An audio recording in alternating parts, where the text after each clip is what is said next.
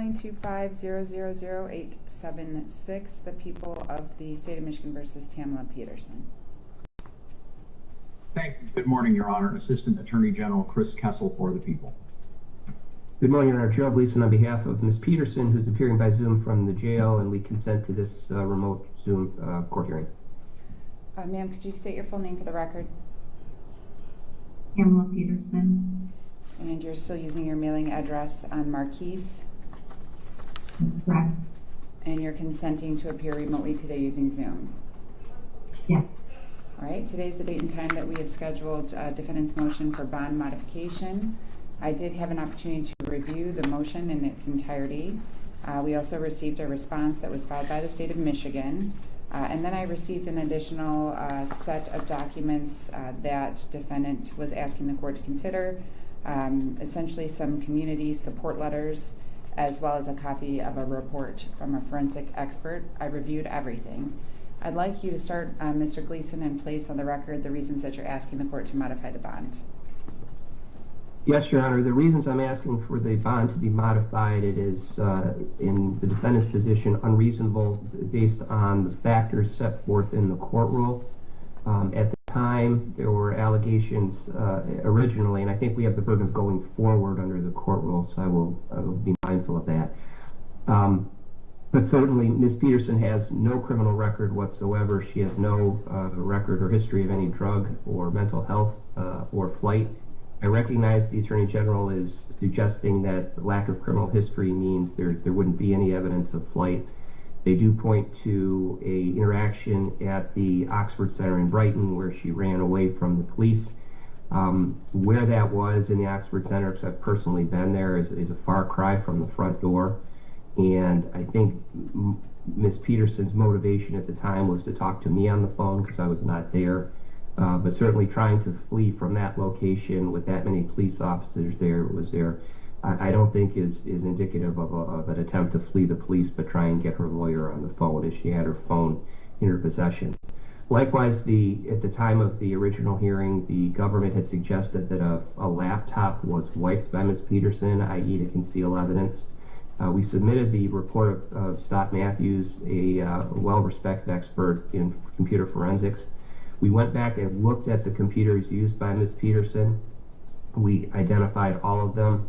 The government has most of them in their possession, and there has been no evidence of a wiping after a computer was used, i.e. to conceal evidence. The government has not pointed out the computer that was wiped or that it alleges was wiped. They are only alleging that Ms. Peterson made a statement. And she was given a new computer that was recycled, and the old data was removed from another employee, and that's what she was talking about. But there's no evidence that she herself took it upon herself to remove evidence. I don't even think she knows how to do that personally. But there is no forensic evidence, which is the indisputable evidence that there is a wiped computer or that there was any obstruction of justice. And if there had been, as the court knows, they could file an obstruction of justice charge, which they've chosen not to do. I think that's tacitly an admission that they don't have evidence that the computer was wiped or that they can prove any type of obstruction. So that evidence that they rely upon to say when she gets out she's going to run away, that's just not true. And more to the point, when this was being investigated, I think on more than one occasion, I told the Troy Police Department, listen, if the Attorney General or whoever, because we didn't know who it was at the time, charges with Ms. Peter with something, we'll come in. We will voluntarily appear. And I think my reputation in this county is when I say something, it happens. They chose to ignore that. They went and arrested her. I think there was some motives there that aren't relevant to today's hearing, but they arrested her. I brought her passport to the court for the arraignment and bond hearing. I surrendered it right then and there and gave it to the detective. It's in police custody right now, so she can't leave the country because she doesn't have a passport. Moreover, this concept that she was trying to go to China, again, the visa and the passport, which I already surrendered, showed that predated any of the stuff that's going on here, any of the incident. You can't flee something you don't know about that hasn't happened. And likewise, the Iraqi currency, I tracked that down too. And that was money that was purchased by Ms. Peterson's ex-husband that she got, that she gave up in the divorce, and it's his. There was a text message from a third party who had nothing to do with this case inquiring about it some time ago, but she doesn't have it, and that person just didn't know that, and the ex-husband does. So there's no secrecy here. There's no secret funds. And I recognize candidly what the court did with co-defendant and reduced the bond to $50,000. And I know my original request was lower than that, and I'll amend it to meet the equally charged co-defendant at $50,000. But that is a reasonable bond. The conditions that the court set for that co-defendant, who is equally situated, there's really no difference other than Ms. Peterson's ownership of the company, but it's equally would be equally applicable to her. Moreover, since the original bond hearing with Magistrate Chappelli, we have contacted the oxygen tank provider for the Brighton facility, and the oxygen tank is being removed and closed off. We are looking to negotiate, and I think the deal should be closed soon, to sell all of the hyperbaric oxygen chambers in Brighton. Those haven't been used since the incident. The oxygen is being removed so they can't be used, and the ones in Troy are still under the jurisdiction of the Troy Police Department and a temporary restraining order from the Oakland County Circuit Court. So there's no really risk here of those chambers being used, and it's not like Ms. Peterson is a serial bank robber or anything like that, where there's a danger she's going to go out and do something again, because the only allegations are related to the chambers, and we've closed them down. Likewise, the strength of the government's case, I have the discovery now, and this case, with all due respect to Mr. Kessel, who I like, this boils down to an allegation that a bracelet regarding static electricity was not installed in the chamber at issue, and then therefore, as a result of that, static electricity built up, it flashed and caught fire, and the incident occurred. That is at best negligence. It's certainly not meeting the standard for second-degree murder, which is knowingly creating a high risk of death or great bodily harm. Knowingly, subjectively, that is, Ms. Peterson did that with her knowledge. And we can talk about maintenance and things like that, but none of that is related to the government's two quote-unquote experts, who I'll challenge at the preliminary examination, their expertise, with respect to the cause that they say. It's the bracelet only. And even Mr. Kessel, with all due respect to him, at the arraignment said, hey, this is a negligence case. Negligence doesn't get him a second-degree murder conviction. It doesn't even get him a manslaughter conviction. It's got to be gross negligence to even get to manslaughter. So I think there's a lot more to the question of whether there is a strength of conviction here or not, or a high risk of conviction. There's going to be a defense at the preliminary examination, Your Honor, and I think that will be more evident. But simply not installing a bracelet does not rise to the level of second-degree murder, especially when Ms. Peterson used the chambers herself.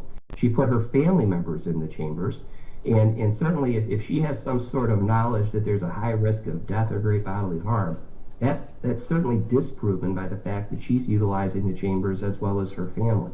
So again, I think the chances of conviction here on the principal charge are, at least at this point, in doubt. I recognize we'll have an exam and we'll see what is said, but it's a far cry from a shooting that's on video with a confession on video, et cetera, et cetera. That's not this case. And I recognize second-degree murder is a very serious charge. I don't want to discount that. It is. It is a life maximum offense, but it has been written by the signature of Mr. Kessel, and he and I have a disagreement, but he hasn't proved anything. There's been a swear to. The court has the transcript. But other than a lot of bad things being said about Ms. Peterson from a prior investigation that I haven't seen the police reports about, that she wasn't charged in, the only thing that's at issue there is not wearing the bracelet as far as the actual cause of the flash fire that's makes the foundation of this case. I also don't discount the fact that a 5-year-old child died. It is terrible. The court has children. I have children. I understand that. It is terrible. But it doesn't change the metric of the court rule of what the court analyzes here. And certainly putting a tether on her and tethering her to her home and making her report to pretrial services on a regular basis, that business that is there is basically right now serving autistic children and children with mental health issues with therapy that does not involve a hyperbaric chamber. And I think the parents there take their children there because they believe in the therapy their children are getting, as evidenced by letters that we've sent the court. And so I recognize that it's Magistrate Chappelli was concerned about management, but we can solve that by having other people manage it, and she can remain at home. With respect to the phone call that's in the government's response between her and her son about getting something from the facility, that was a firearm. There was a firearm being stored in a cabinet locked away in the facility. That was retrieved. I took custody of it, and I surrendered it along with one other firearm to the Troy Police Department. You should have the form in the court file. And that was retrieved. I took custody, turned it in. So that was done in compliance with the court's order. I don't, with all due respect to Miss Powell's son, who's not the brightest bulb in the box, it could have been handled in a better way just by calling me and saying, hey, there's a gun and let's get it in. But he didn't do that. And I got him his own lawyer because I got tired of yelling at him. But the fact of the matter is there's been no hidden evidence. I've got the one laptop that Mr. Matthews has in his custody. I'm happy to turn that over to Mr. Kessel and give it to him. But to my knowledge, there's been no obstruction. There's been no effort to flee during the investigation at any point in time, and we were prepared to turn ourselves in. And so I think that the bond that the court set for the co-defendant is equally applicable here to Ms. Peterson. And if the court sets a bond like that, she can abide by the conditions and she will appear for the preliminary exam, which candidly I'm looking forward to, because I think it's going to enlighten both the court and the community that the government's allegations and the charge here are overstated and should be adjusted to either a dismissal or a lower charge that we can try at the Oakland County Circuit Court. And thank you, Judge, for hearing me. I know I talked a lot. I apologize. It's fine. Mr. Kessel, I did have an opportunity to review your response. I'd like you to elaborate a little bit what your position is. Out of the gate, I'm finding some differences between Ms. Peterson and Mr. Mosteller, who was just before the court requesting a reduction of the bond for a number of reasons. I know in that case you really didn't take a position on the bond being modified so long as certain provisions remained in place or were put in place. The response you provided here today for this motion I find to be quite different. And I'll be very honest, I feel as though the consideration that I had begun thinking about upon receipt of the motion changed significantly when I got your response. And so I'd like you to point out on the record any concerns that you have raised about the court considering a modification of the bond at this time. He's muted, Your Honor. Mr. Kessel, we have this issue sometimes with you right at the beginning. It doesn't look muted, but we can't hear you. A problem I swear I've never had in real life. Is that better, Judge? Yes, it's every time. Okay. I'll scoot up a little bit. Yeah, Judge, that's definitely one of the things that I wanted to draw the court's attention to is the other defendants. I think Ms. Moffitt has already filed a motion for bond, which I hadn't responded to. Mr. Mosteller did as well. Again, Judge, I acknowledge that this is not the sort of typical murder charge in your typical murder case, and that's why the people have not really taken a position on bond as it relates to any of the defendants. But the reason that we filed a response in this case is not because we have it out for this defendant in particular. It's because this defendant has already exhibited things that the other defendants haven't done. Namely, she has attempted to run. Namely, she is the one who said she had her son wipe this computer. We have instances of her on the phone saying, oh, well, she's putting things in the attorney folder so that way we can't get them even though it's not meant for her attorney. These are the kind of things, and she's already, Judge, as I've said in my motion, and I'll elaborate, violating some of the court's bond conditions. So it's not anything that people think of this defendant or her culpability that has any relation to why we filed this response. It's because of the things that she has said and done. So I will go through some of the things that Mr. Gleason mentioned. Judge, I've seen the video, and I suspect Mr. Gleason has as well. And regarding her attempting to run, Judge, literally she's in her office, and I know Mr. Gleason said, well, she wasn't running out the front door. No, she was running out the back door. there's literally an office, a door in her office that leads to the outside back of the building. And I know that because I could see it on the officer's body cam as they chased her out the door. They literally say to her, listen, you need to put your phone down. And she says, I know, I just want to call my attorney. And everyone is cool and calm, Judge. And they say, listen, you can't use your phone right now. We need to take that phone. And she says, well, you're going to take my phone? And they go, yeah. And she says, no, no, no, and then starts making a beeline for the door and makes it out of the door, at which point the officers then physically have to bring her back inside. They don't cuff her, they don't do anything like that, but they have to physically bring her back inside. So we know she's already made a run for it, Judge, and I'm not trying to be glib about it, but literally this is what happened. She decided to run away from these officers with her phone, okay? We know that's happened.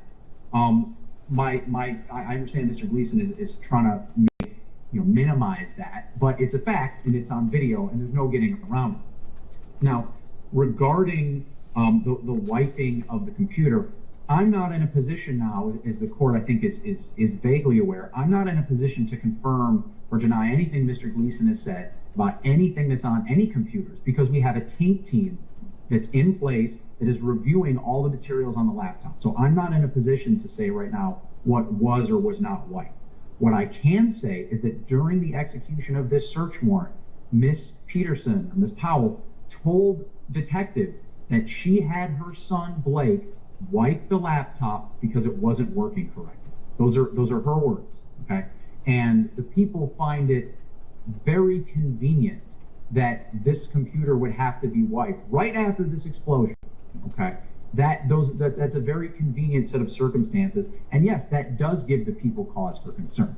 Now, I know Mr. Gleason keeps saying, well, we would charge obstruction, and maybe we'll take him up on that, but we can't charge obstruction for things that have disappeared, and we can't prove what they were, right?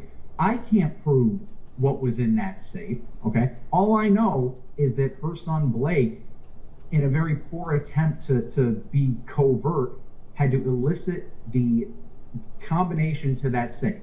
And I don't know what else was in that safe. I don't know if there was, Mr. Gleason is saying that there was a firearm in that safe. And to be clear, Judge, the amount of respect that I have for Mr. Gleason can be measured in tons, okay? But this isn't about him. This is about the defendant and the defendant's family and what it is they're doing. So I have no idea what else was in that safe. And if I did, maybe we'd be having a different conversation. That goes along, Judge, with, I understand Mr. Gleason has said, we'll turn her in. And I don't doubt that Mr. Gleason believes that he could bring his client in and have her turned in. But the fact of the matter is, A, she's already tried to run once, and B, I know Mr. Gleason has told his client many, many times not to talk on the phone about this case and about the evidence in this case. The problem is the defendant has talked about this case and talked about how she's trying to move things around to her family on the phone, and I suspect that was in direct contradiction to the orders Mr. Gleason gave her. In fact, that I know that it was in a direct contradiction of those orders, because as Miss Powell was talking, her son and her daughter and other families are in the background yelling, stop talking, your lawyer told you to stop talking about this. And she just kind of blows them off and is like, no, like, I need to tell you where you guys need to get stuff. And the family is saying, tell your lawyer and he will tell us. You should not be talking about this. And she just kind of goes on her merry way and does and says, whatever she feels like doing. And Judge, that leads me into a point where we're concerned that not only can Ms. Powell clearly not follow the orders of her attorney, but we know that she can't follow the orders of the court as well. And Judge, I'll be perfectly honest. I understand that the defendant's kids work at the Oxford Clinic, okay? And it would be a harsh thing to say to the defendant, you cannot speak to your family. And had she been speaking to her family, specifically her son and daughter, about, how the family's doing, how she's doing, how she's holding up, all that stuff, this would not have been an issue that I would have brought to the court. But what the bond order strictly says is that she's not to have contact with any employee, past or present, of the Oxford Clinic while they still own these machines and these devices. Now, technically, again, that would encompass her children. And I'm not going to step on those toes or get in the way of that. The problem is, Judge, we got her on the phone conducting the business, finding out about the business of the Oxford Clinic. And I will tell you that when I spoke with Detective Trigger about this yesterday, she told me that there are additional, I can't remember now if it's either messages or phone calls, where Miss Powell or Miss Peterson is chiming into her daughter about who their son Blake is hiring and firing. She's talking about different people need to be fired and other people need to be rehired. And that, Judge, is a bridge too far for the people. She's talking to employees of this business, of her business, about who should be hired and fired. And that is something that I think in the letter of the order, the bond order, but also in the spirit of the bond order and conditions, is something that is clearly violative of what's in that order. So these are things, Judge, that aren't in the case of the other defendants. This defendant has shown she has run already out the back door. She herself is the one who has said that she wiped this stuff. She is the one who is ignoring the orders of her attorney. She's ignoring the orders of the court. And these are all reasons that the people are very concerned about whether or not she would be a flight risk. Judge, just to touch on, and I'll sort of land this plane, just to touch on some of the things Mr. Gleason said. To be clear, Judge, and I've read the transcript, at no point during the arraignment do I say that the defendant, got this visa yesterday and she's ready to fly the coop. No, we said that she had a visa that was active to China, which she did. Okay. And again, I cannot confirm or deny what Mr. Gleason's saying about this Iraqi currency because we don't have access to the computers anymore. We just know that there were records in Miss Peterson's computer and her email account and things like that that showed that these things had been purchased. Okay, and that's all I have for the court on that. I can't see any more about that. Again, Judge, the other thing, and I know I touched on, is the people are concerned. And again, this is not reflective on Mr. Gleason at all, but we've got the defendant also explaining on the phone to her family how she's intentionally putting, non-attorney client material, that has nothing to do with this case. She's like, oh, I just put that in the attorney file. It's not privilege. I just put it in there so they can't get it. We've got a defendant here who, and Judge, I know you know this, but for the record, these phone calls are recorded, and they tell you at the beginning of the call that they're recorded. And she's knowingly on the phone talking about how she's, they say using the attorney-client privilege as a sword instead of a shield. So she's clearly actively doing things to conceal evidence in this case. And Judge, I get it. A defendant is not required to sort of walk into the buzzsaw of what a prosecution could be and just happily, submit to everything. Defendants are allowed to fight, and I understand that. That's part of the process. But it is concerning to me that someone will so brazenly talk about the things that they're doing that may be, a little borderline whether or not you should be doing them or not, and is doing so on a recorded line. So the people are very concerned about what the defendant's words and actions show as it relates to how well she will be following bond conditions, specifically regarding her appearance. Judge, I don't think I have anything less unless the court has any questions for me or anything like that. No, I think that was sufficient for your argument and to illuminate what you've also placed in your written response to the motion. Mr. Gleason, I don't know if you want to respond at all because you do have the burden of going forward. I'd give you that opportunity briefly. Yes, Your Honor. The door, and just as in terms of a proffer, the door that Mr. Kessel is talking about in Ms. Peterson's office leads to an interior outside area. It's not the parking lot. It's an interior open area. This building is fairly large, and there is an open area internally inside, and that's where the door goes. It does not go to the parking lot. I don't know if Mr. Kessel's been there or not. I'm happy to give him a tour. But again, that was not an effort to run out to the parking lot. That door doesn't go there. Again, I can only tell you what our expert has found, that the computers, that this is all a cloud-based system, so it's not as if she wiped the cloud. But when we go back and look and we find the computers that were used, we've been able to account for all of them, and none of them show the type of wiping that's being described. And you know, Ms. Peterson is not a computer expert, and I'd rather stay with that. I'd also like to make one final point, Your Honor. I think a pretrial release order is much a prospective analysis as it is a retrospective analysis. And the idea that, the calls are what they are, but in terms of managing or talking to her children, you know, that doesn't create a danger to the public going forward, because the tanks are going to be gone, the oxygen is gone, they can't run. So the concern for the government initially was these tanks, these hyperbaric oxygen chambers, and that has been eliminated. So managing the care of therapists and that of children who need care going forward, I think the analysis is different than what Judge Chappelle had.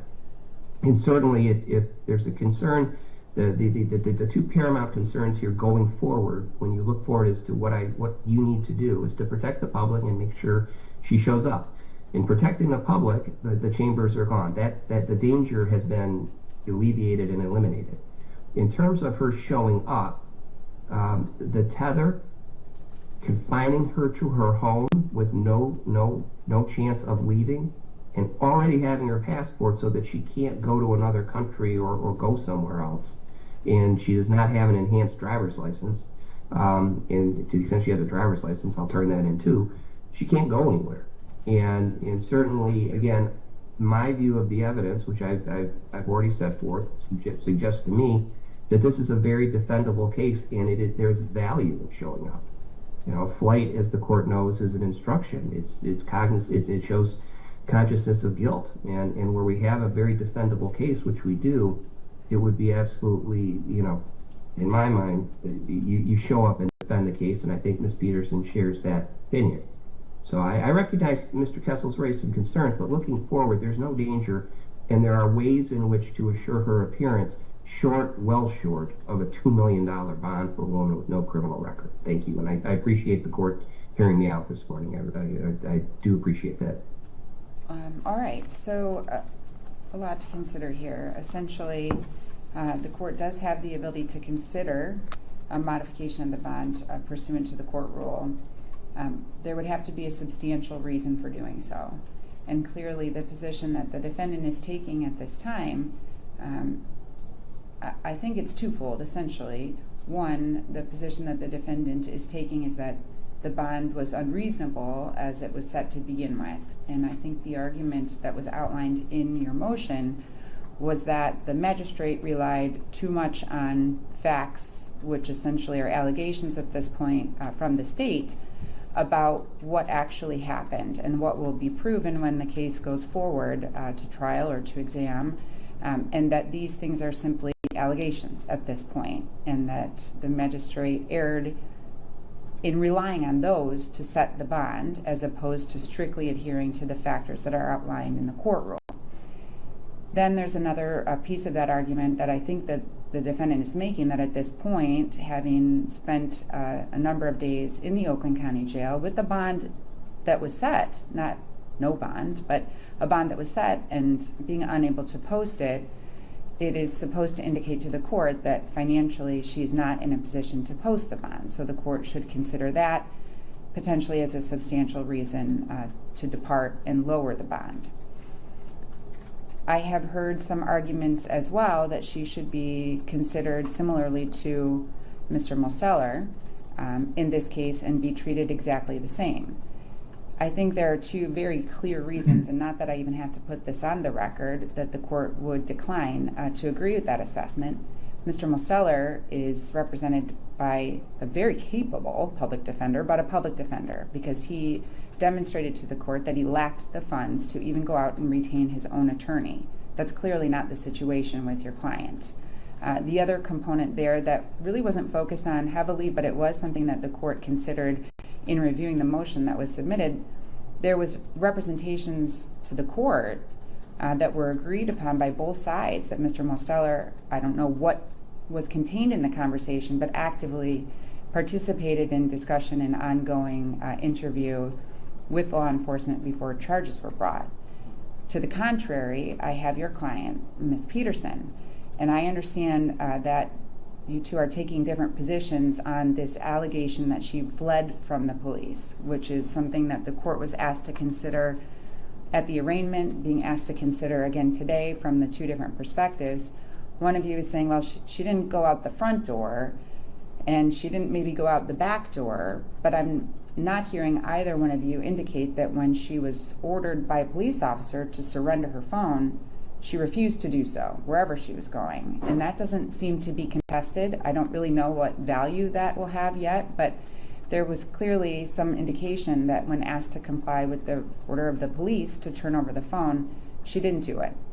Then I have additional information that sounds like was considered at the time of the arraignment regarding this computer and whether or not it was wiped, and statements that she made. The actual evidence that's going to come from the computer is not yet available based on what the Attorney General is stating on the record today, and I don't know that that matters so much. I did consider the affidavit that you submitted, and to the extent that I could understand it without an ability to hear the person testifying about the information in there, there really was no reason that the court could determine that just a few days after the incident that there was a reason that this computer had to be switched from one employee to the other. It's just simply stated that on the 5th of February, we decided to give this computer to a different employee and it had to be wiped. You can take that for what it's worth, but there's still some indication that there was some changes going on with the computers and the systems that they were using shortly after the incident, and it's probably too soon to determine what that really means until we get more information. I have to be honest with you, the concern that I have based on what has transpired since the arraignment is much more significant than anything that could have been presented at the time of the arraignment. I don't know how clearer it could be to someone that is housed at the Oakland County Jail that when they're communicating from the jail, the calls are recorded and everything that is said is recorded. With the public scrutiny that's on this case and the intensity in which it's being prosecuted, the fact that someone would not have it very firmly entrenched in their brain that the calls are going to be reviewed is far beyond me. And I know that there was some response from the defendant about what the calls really meant, what they were alluding to. What's been stated in this motion and on the record today has really not been contested in terms of the communication that has been taking place with your client, with other members of her family, whom also apparently are employed by the Oxford Center, about any number of things causes the court significant concern. The goal here is that we're able to proceed with this case so that the evidence can be presented, and this is handled with the utmost respect for this process. So far, I see everyone giving the utmost respect to this process, except for Ms. Peterson.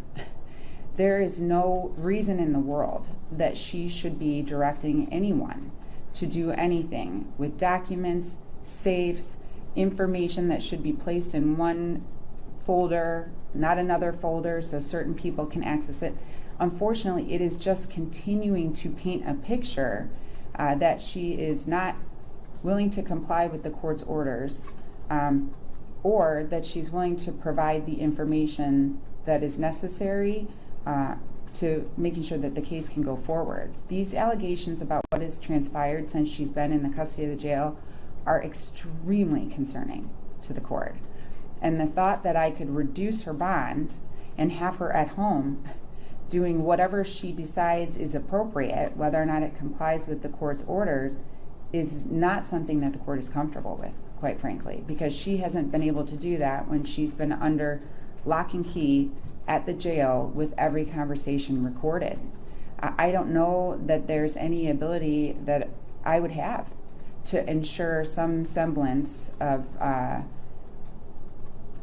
an expectation that she would follow the court's orders if she is out of custody. I'm almost to the point where I have some concerns about her ability to continue to communicate at the jail, But I'm not going to do that. I'm hopeful that it is very clear at this point that she is not to do anything that would prevent information from being accessible for the case to proceed, and she's not to engage in any communication with anyone about the business of the Oxford Center. I know there's a lot of discussion about the potential for these chambers to be sold at some point, and that should negate any concern that we have about her continuing to work with the business. As far as I know, they're not sold. And at this point, I think the goal is she is to be removed from the day-to-day operations of the business, no matter what is happening there. And that is not something that she's been able to comply with based on what was presented today. Rather than reducing the bond, the court considered making some changes that would be to the negative for her. I'm not going to do that today, but I'm not comfortable reducing the bond at this point. I think that it's appropriate, especially in light of what has transpired since the arraignment. I'm hopeful that at the exam, I will have the additional information that I need to make any changes if they appear necessary. But at this time, given what's transpired leading up to today's date, when I'm assuming your client knew that I was going to consider a motion to reduce her bond, I have a lot of concerns. I have a lot more concerns about flight risk and public safety than I did before I got the response from the people, quite frankly. So my decision today is to deny the motion for bond modification and leave it as it was set by the magistrate at the time of the arraignment. Is there anything else we need to cover on the record?